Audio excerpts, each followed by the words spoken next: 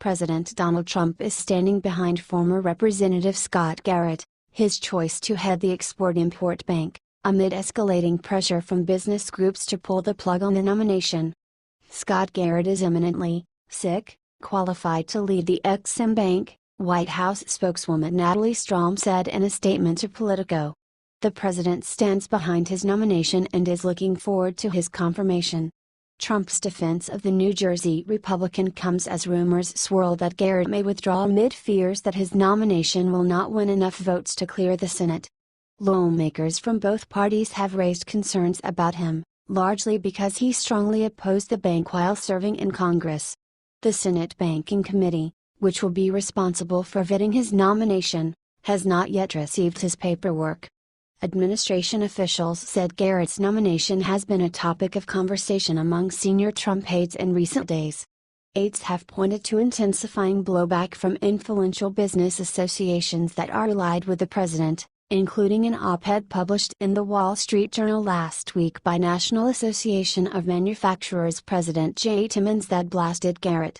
Trump has sought to cultivate close ties with business groups and powerful CEOs. He has met with more than 330 corporate executives since taking office, often relying on them to drive his policy agenda. The president also set up a manufacturing advisory council packed with non-members.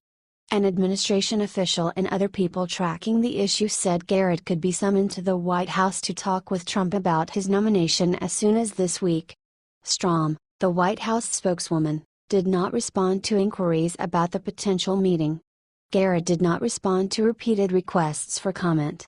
During his career in Congress, Garrett was one of the most outspoken critics of the bank, which guarantees loans for foreign buyers of U.S. exports.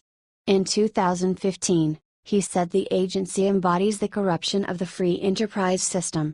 His record has driven businesses that rely on the agency to try to stop his nomination, even though they also want the Senate to confirm nominees who would fill out its board. The bank has been unable to approve deals worth more than $10 million because of a lack of a quorum.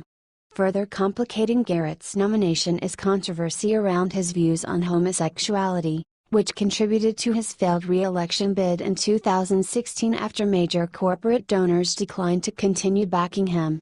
As Politico first reported in 2015, Garrett told lawmakers in a closed-door meeting that he refused to pay National Republican Congressional Committee dues because the group recruited gay candidates. He later denied that he opposed gay candidates and said his problem was with support for same-sex marriage. The White House has said that under prior leadership, the bank had become another form of corporate welfare and that Garrett would refocus Ex-Im on its original mission of providing support for the businesses that truly need it while protecting taxpayers. Though the White House first announced his nomination in April, lobbyists waited until recently to begin publicly mounting an aggressive opposition effort.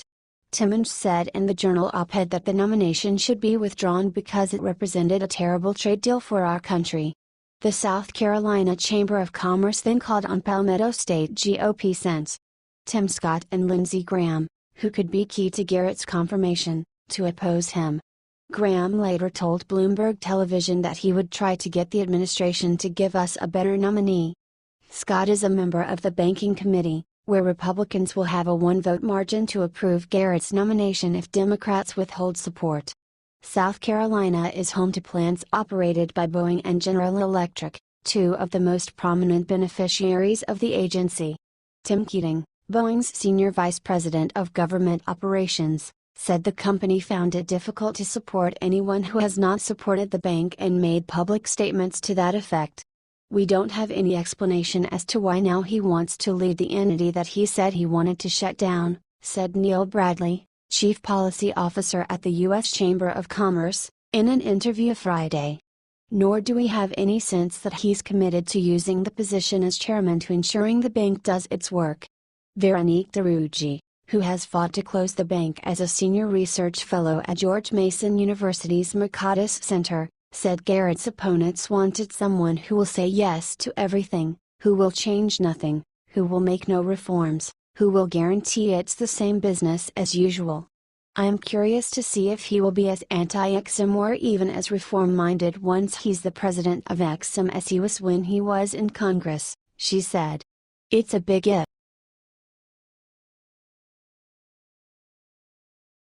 Liberals pounce on Obamacare vote delay. Liberal activists fighting to save Obamacare are seeking to capitalize on an unexpected gift, at least another week, if not more, before the Senate GOP will bring its repeal plan to the floor. Progressive groups already had stalked this week with public protests against the Republican legislation, expecting a make-or-break vote.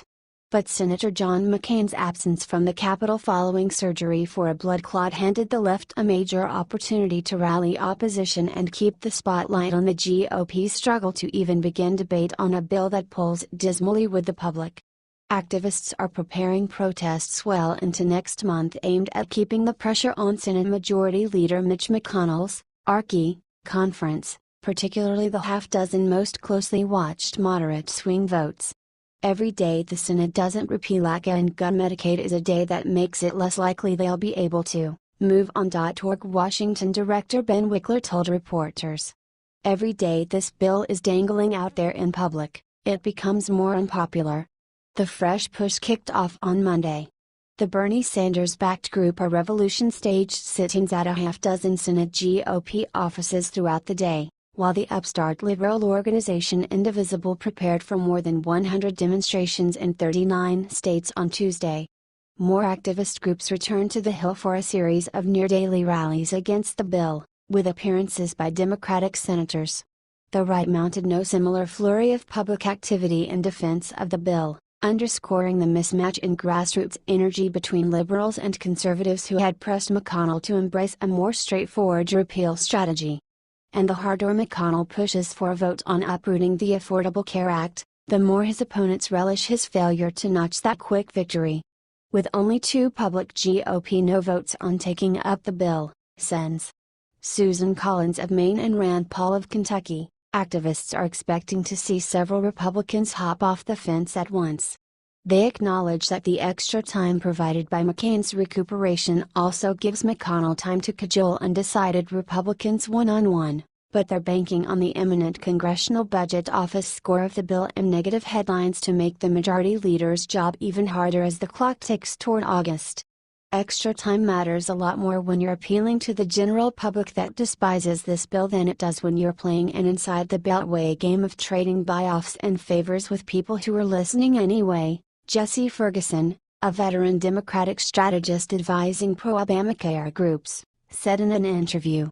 Rather than organize the sort of massive marches that anti-Trump groups favored earlier in the year, healthcare organizers are focusing on personal stories from constituents appealing directly to their senators. Capitol Police reported arresting 33 demonstrators in the Senate as of midday Monday during liberal groups' protest actions. The message we've been telling our groups, especially the ones in D.C., is to go to an office, said Indivisible Policy Director Angel Padilla. You want to go rally and march? Great. But if you want to be effective at congressional advocacy, go to your members' offices and make sure they see you inside. In that vein, Planned Parenthood is setting up a Wednesday event for supporters to share personal stories about how the 7-year-old healthcare law has helped them and call their senators, National Organizing Director Deirdre Seifling told reporters. Another liberal group Ultraviolet told reporters Monday that it had commissioned planes to fly in Ohio, Alaska and West Virginia, all swing states represented by moderate Republicans undecided on the repeal bill. Ferguson also identified another benefit to anti-repeal activists from the delay in a Senate vote. The CBO may have time to release an nonpartisan score of a new addition to the legislation, authored by Senator Ted Cruz, R. Texas, that would allow insurers to sell plans not compliant with Obamacare.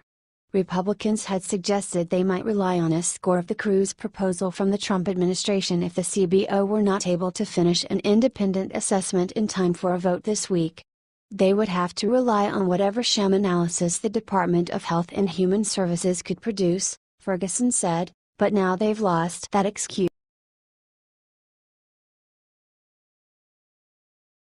Two Iranians charged in hacking case where Obama pardoned another. 2 Iranian men have been indicted for allegedly hacking a Vermont defense technology firm, but one of their cohorts who admitted guilt won't be punished because of a pardon President Barack Obama granted last year as part of the Iran U.S. nuclear deal.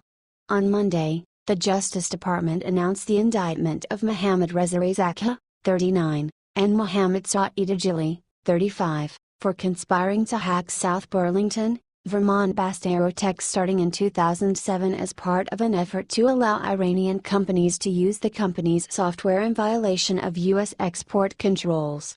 Justice's press release revealing the charges against Zakah and Ajali referred obliquely to a third actor who has already pleaded guilty in the District of Vermont for related conduct.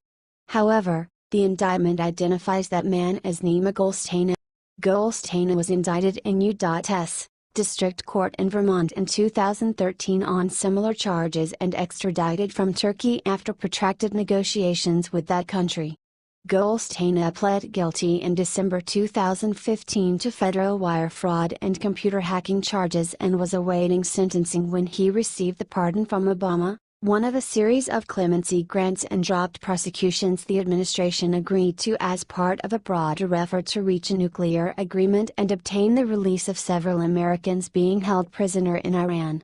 Politico reported earlier this year that the actions Obama took to attempt the rapprochement with Iran angered Justice Department officials and that statements the administration issued at the time downplayed the significance of the cases that were sacrificed as part of the diplomatic initiative. Aerotech's main product is computer software that helps calculate missile trajectories. The program, identified in the indictment as Projectile Rocket Ordnance Design and Analysis System or PRODES, is considered defense equipment and can only be exported with a State Department license. The new announcement from the Justice Department came on the same day the Trump administration announced its review of Iranian compliance with the nuclear deal, which President Donald Trump has sharply criticized. While the Justice Department statement may appear as a rebuke of Obama's pardon issued in connection with the same events, the timing of the charges against Zakah and Ajali seems to undercut that possibility. The indictment announced Monday was actually returned in April 2016, under the Obama administration. It has been under seal since while law enforcement made efforts to take the men into custody. Asked why the indictment was unsealed now, a Justice Department official said keeping an indictment under seal for a period then announcing it is commonplace. This practice improves the chances for law enforcement to apprehend the defendants, said the official, who asked not to be named.